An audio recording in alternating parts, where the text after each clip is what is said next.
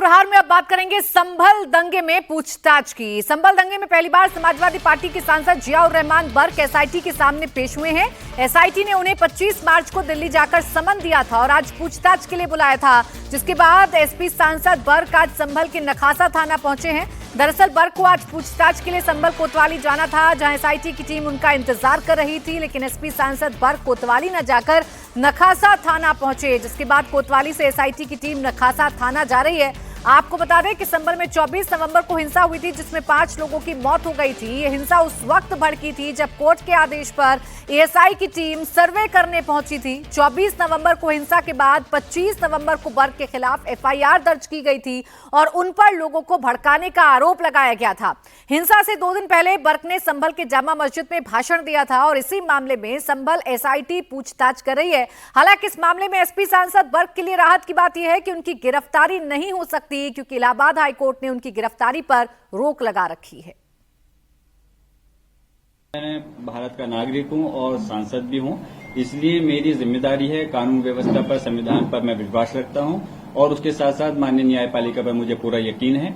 मेरी इत्तेफाक से आज मेरा स्वास्थ्य ठीक नहीं था, लेकिन मेरे डॉक्टर ने मुझे बताया भी था रेस्ट के लिए, लेकिन इसी वजह से पुलिस प्रशासनिक अधिकारियों को ये नहीं लगे कि मैं विवेचना में सहयोग नहीं कर रहा और पूरी तरह से सहयोग करने के लिए तैयार हूं और सहयोग करूंगा मैं। इस और जाहिर सी बात है, मैं कोई आम नागरिक होने के साथ सांसद भी हूं, तो मेरी जिम्मेदारी बनती है और उसके साथ साथ पुलिस प्रशासन की भी जिम्मेदारी बनती है हर चीज को सही तरह से करने की।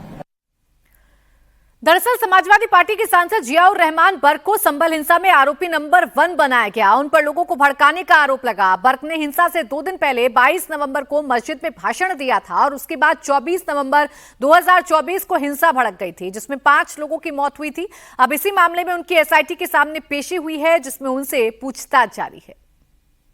संभल हिंसा के मामले में एसपी सांसद बर्क एसआईटी के सामने पेश हुए। एसआईटी ने भी सवालों की फेहरिस्त तैयार रखी है जो उनसे पूछे जाएंगे, जैसे क्या आप हिंसा की साजिश में शामिल थे? क्या सदर के साथ मिलकर आपने हिंसा की साजिश रची? क्या आपने लोगों को हिंसा के लिए भड़काया? पूछा जा सकता है बर्क से कि जब हिंसा हुई तब आप कहां थे? क्या हिंसा से पहले आपकी जामा मस्जिद के सदर जफर अली से बात हुई थी? सवाल यह भी पूछा जा सकता है कि क्या सदर को भीड़ इकट्ठा करने के लिए कहा गया था? क्या आपने कहा था कि सर्वे नहीं होने देंगे? सवाल यह भी एसआईटी पूछ सकती है कि आपने क्यों कहा था कि हमारी कौम हम पर ही थूकेगी? सदर से आपकी फोन पर क्या बात हुई? हिंसा की साजिश के बारे में आपको जानकारी थी? सवाल यह भी पूछा जा सकता है कि क्या इस साजिश में बर्क शामिल थे या नहीं थे, और इन तमाम सवालों का जवाब बर्क को देना होगा। दरअसल इस मामले में संभल के शाही जामा मस्जिद के सदर जफर को 23 मार्च को पुलिस ने गिरफ्तार किया था। उसके बाद उनसे पूछताछ की गई, जिसमें उन्होंने हिंसा से पहली वाली रात में बर्क से व्हाट्सएप कॉल पर बातचीत की बात कबूली। उन्होंने बताया कि 23 नवंबर की रात को जफर अली की एसपी सांसद बर्क से फोन पर बात हुई थी, जिसमें बर्क ने कहा था कि वो बेंगलुरु में है और उसने सदर को कहा कि ऐसा करो कि सुबह किसी हाल में सर्वे नहीं होना चाहिए। अगर मस्जिद का सर्वे होगा तो संभल में हमारी कौम हम ही पर थूकेगी। सदर ने अपने कबूलनामे में यह भी कहा कि आप जामा मस्जिद के सदर हो, आपके कहने से लोग इकट्ठा हो जाएंगे। और इन्हीं बातों को आधार बनाकर अब एसआईटी तमाम सवालों के जवाब बर्क से जानना चाहेगी। अभय पाराशर संभल से इस वक्त हमारे साथ जुड़ गए। क्या जानने की कोशिश की जाएगी? क्या सदर और बर्क के बीच में हिंसा वाले दिन से पहले कोई बातचीत हुई थी? क्या भीड़ इकट्ठा करने की बातचीत की गई थी? क्या ये सब जानने की कोशिश अभय की जाएगी?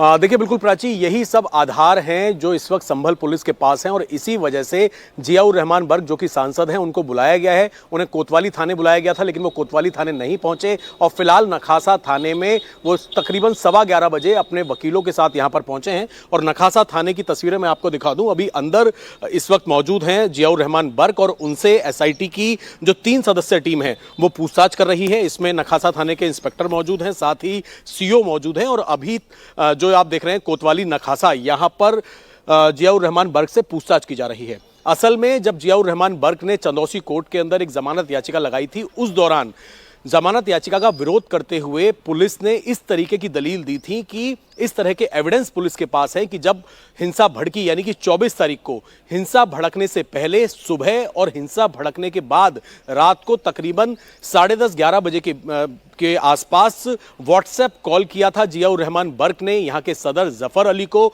और हिंसा भड़काने के लिए कहा था। इस तरह की दलील पुलिस ने कोर्ट के अंदर दी थी और साफ तौर पे यह भी कहा गया था कि जियाउर रहमान बर्क ने यह कहा था इस सर्वे से पहले कि किसी तरीके से जियाउर रहमान बर्क को आरोपी नंबर 1 बनाया गया।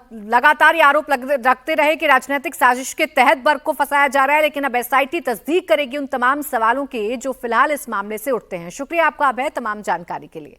आगे बढ़ेंगे, बात करेंगे जम्मू कश्मीर विधानसभा की, जहां लगातार दूसरे दिन भी बवाल जारी है। जम्मू कश्मीर विधानसभा का बजट सत्र चल रहा है। वक्फ कानून को लेकर जबरदस्त सियासी घमासान देखने को मिल रहा है। आज भी जम्मू कश्मीर विधानसभा में नेशनल कॉन्फ्रेंस, पीडीपी और कांग्रेस विधायकों ने जमकर नारेबाजी की। सदन को आधे घंटे के लिए स्थगित तक करना पड़ा।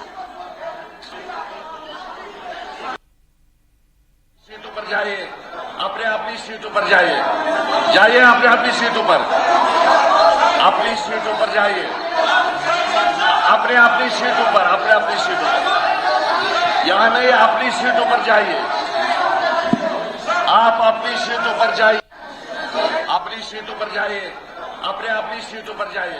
तो कल भी विधानसभा में जबरदस्त हंगामा देखने को मिला था। कल बिल की कॉपी फाड़ी गई थी और आज भी जबरदस्त हंगामा देखने को मिल रहा है। बीजेपी विधायक वक्फ कानून पर चर्चा की मांग का विरोध कर रहे थे। इस बीच वेल में मौजूद नेशनल कॉन्फ्रेंस, पीडीपी और कांग्रेस विधायकों के साथ उनकी हल्की फुल्की धक्का मुक्की हुई और हाथापाई हुई। बीच बचाव के लिए मार्शल को आना पड़ा। वक्फ कानून के खिलाफ जम्मू कश्मीर विधानसभा में लगातार दूसरे दिन ये बवाल और हंगामा देखने को मिला। वक्फ कानून के खिलाफ सिर्फ नारेबाजी ही नहीं, वक्फ बिल की कॉपी तक कल फाड़ी गई। ऐसी तस्वीरें जम्मू कश्मीर विधानसभा से देखने को मिल रही हैं, जहां कल कॉपी फाड़कर सदन में फेंकी गई और आज भी जबरदस्त हंगामा देखने को मिल रहा है। आलम यह है कि बीजेपी विधायक और सत्ता पक्ष के जो विधायक हैं उनके बीच में धक्का मुक्की देखने को मिल रही है। विधानसभा के अंदर नेशनल कॉन्फ्रेंस के विधायक सलमान सागर विरोध में सबसे आगे नजर आ रहे थे। वक्फ कानून पर बहस की मांग कर रहे थे।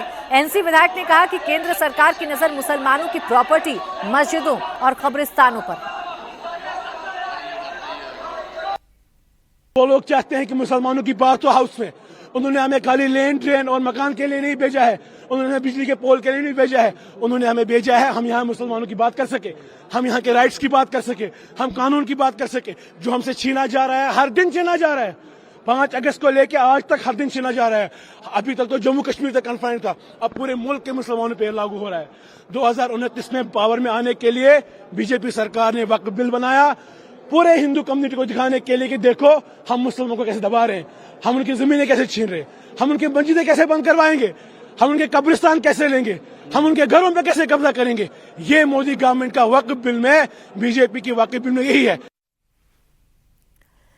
देखिए, ये जो बिल है ये संसद से पास हो चुका है, राष्ट्रपति की मंजूरी के बाद कानून बन चुका है। अब राज्य की विधानसभा में चर्चा के बाद भी कुछ हासिल इस बिल के तौर पर नहीं हो सकता है, लेकिन एक परसेप्शन, एक नैरेटिव बिल्ड करने की कोशिश जरूर एनसी, कांग्रेस और पीडीपी के विधायकों की तरफ से की जा रही है। हंगामे के चलते जम्मू कश्मीर विधानसभा में कामकाज ठप है। बीजेपी का आरोप है कि नेशनल कॉन्फ्रेंस, पीडीपी और कांग्रेस मिलकर लोकतंत्र की हत्या कर रही है। देखिए, बदकिस्मती है, यह डेमोक्रेसी का कत्ल हो रहा है। हाउस की प्रोसीडिंग चलनी चाहिए, हाउस की प्रोसीडिंग चलने नहीं दे रहे। कल भी क्वेश्चन आवर नहीं चलने दिया। आज तो स्पीकर साहब ने शुरुआत भी की और हमारे पहले क्वेश्चन में राजीव सिसोदिया जी के लिए उन्होंने बोला भी, जैसे ही बात रेज हुई, नेशनल कॉन्फ्रेंस के लोग, यहाँ दूध की रखवाली में बिल्ली बैठी हुई है, नेशनल कॉन्फ्रेंस के लोग अपनी पार्टी के स्पीकर के खिलाफ बैल में आ गए और उन्होंने शोरगुल शुरू कर दिया। फिर पीडीपी के लोगों ने इनको एहसास करवा दिया कि भैया तुम वक्त की लड़ाई लड़ रहे हो, वहां ट्यूलिप गार्डन में जहर हो रही है। तो कहीं ना कहीं इनकी रस्साकशी में। इस बीच एक इंटरेस्टिंग तस्वीर आपको दिखाती हूं जो केंद्रीय मंत्री किरण रिजिजू ने सोशल मीडिया एक्स पर शेयर की है। रिजिजू जम्मू कश्मीर के दौरे पर हैं। ट्यूलिप गार्डन में मॉर्निंग वॉक के दौरान उनसे मिलने मुख्यमंत्री उमर अब्दुल्ला पहुंचे। दूसरी तस्वीर में रिजिजू के साथ फारूक अब्दुल्ला नजर आ रहे हैं। तो एक तरफ विधानसभा में वक्फ कानून के नाम पर गदर मचा है, तो दूसरी ओर आप देख सकते हैं कि मोदी के जिस मंत्री ने संसद के दोनों सदनों में वक्फ बिल पेश किया, यानी किरण रिजिजू, सूबे के मुख्यमंत्री उमर अब्दुल्ला और उनके पिता फारूक अब्दुल्ला उन्हीं से मुलाकात करते नजर आ रहे हैं। सवाल यही है कि क्या सदन में जो हंगामा, नारेबाजी, बिल की कॉपी फाड़ना, ये सब हो रहा है, वो सब पब्लिक के लिए एनसी का दिखावा है, क्योंकि राज्य में विधानसभा के जरिए किसी भी ऐसे कानून को जो कि संसद से पास हो चुका है उस पर कोई भी कदम नहीं उठाया जा सकता है। तो क्या सिर्फ और सिर्फ एक परसेप्शन बिल्ड करने की कोशिश, एक नैरेटिव बिल्ड करने की कोशिश की जा रही है। आगे बढ़ेंगे, इस बीच एक बड़ी खबर आपको बताएंगे। जयपुर में सड़क हादसे के बाद बवाल लगातार बढ़ता जा रहा है। बीजेपी विधायक बाल मुकुंद प्रदर्शनकारियों के बीच पहुंच गए हैं।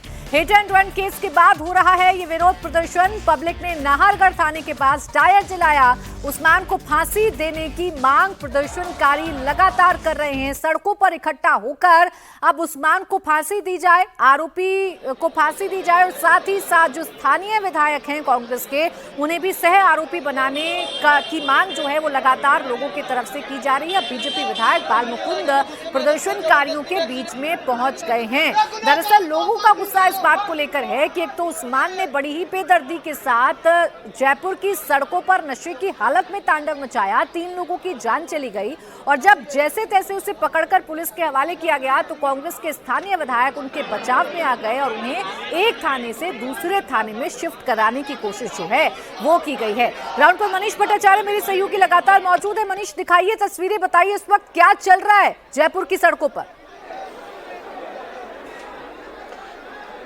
देखिए, बवाल थमने का नाम नहीं ले रहा है। नाहरगढ़ थाने के बाहर आप भीड़ देखिए कितनी जबरदस्त है। लोग यहाँ पर धरने पर बैठे हुए हैं और यहाँ से छोटी चौपड़ तक के पूरी दुकानें बंद है, पूरा बाजार बंद है। लोगों ने जा के दुकानें बंद कराई हैं और विरोध प्रदर्शन उग्र होता जा रहा है। नाराजगी बढ़ती जा रही है। लोग कह रहे हैं कि मुआवजा नहीं मिल रहा है, जो स्थानीय विधायक है उसकी भूमिका पर कई सवाल उठ रहे हैं। तमाम ऐसी बातें हैं जिनको लेकर कई सवाल उठ रहे हैं। यहाँ पर तमाम लोग हैं, उनसे हम बात करते हैं। अभी भी यहाँ पर आप लोग सब इकट्ठा हैं, थाने पे बैठे हुए हैं। अभी क्या चाह रहे हैं आप? आखिरकार कहाँ तक के बात नहीं बन पाई?